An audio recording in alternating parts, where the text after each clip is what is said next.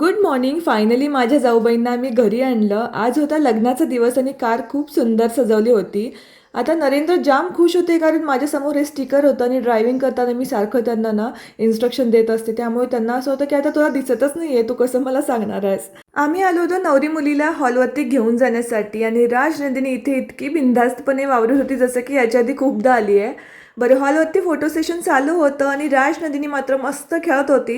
गेल्या वर्षी आत्याच्या मुलाच्या लग्नामध्ये तिने इतके दमवलं होतं, पण यावेळेस मात्र तिने खूप एन्जॉय केलं आणि मलाही काही त्रास नाही दिला. मुहूर्ताचे सगळे रिच्युअल्स मला करायचे असल्यामुळे माझं इथे हळदीची तयारी चालू होती आणि एक साईडला इकडे गाठीभेटी सुद्धा चालू होत्या. त्यानंतर नवरी मुलीचं वेलकम केलं आणि मग हळदीच्या तयारीला लागलो.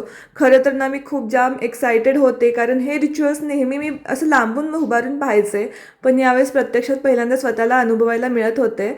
त्यात हळद म्हणले की मला खूप आनंद होतो, खूप धिंगाणा वगैरे घालायचा असतो, पण इथे थोडं सिच्युएशन्स वेगळे असल्यामुळे पटकन आवरलं गेलं. अक्षतांच्या वेळेस मात्र नवरदेवाला मी जाम सतावलं, भरपूर साऱ्या अक्षता त्यांच्यावरती मारल्या. त्यानंतर जेवण केलं. राजनंदिनी झोपली होती तेव्हा तिला बांगड्या भरल्या होत्या आणि खूप सुंदर दिसत होत्या तिच्या हातामध्ये. उठल्यानंतर तिने पाहिलं एका कोपऱ्यामध्ये मुलं एन्जॉय करतात, तर तिथे मला ते घेऊन गेले आणि तिने सुद्धा भरपूर एन्जॉय केला.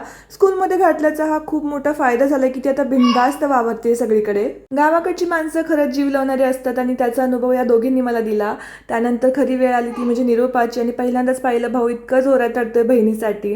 त्यानंतर आम्ही नवऱ्या नवरीला घेऊन घरी आलो. साखरेचं पोत सोयीन